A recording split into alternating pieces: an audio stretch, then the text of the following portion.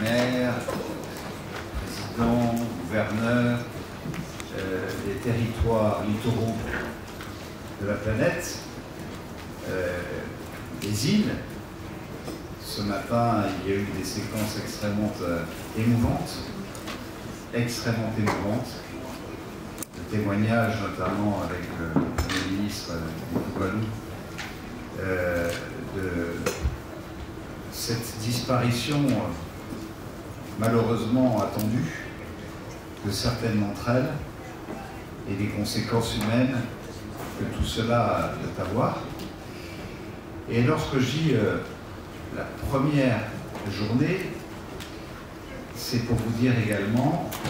que la coalition est définitivement installée, et j'en dirai un mot un peu plus tard sur son organisation, en remerciant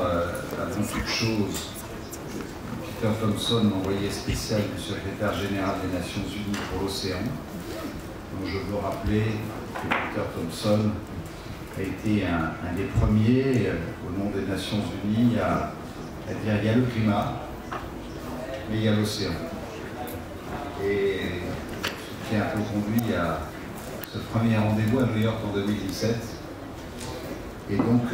si nous sommes là aujourd'hui, nous lui devons en grande partie d'avoir été cet homme de l'océan pour faire comprendre que le climat était aussi l'affaire des 70% de ceux qui recouvrent depuis le pôle Nord jusqu'au pôle Sud, depuis le sommet de l'Himalaya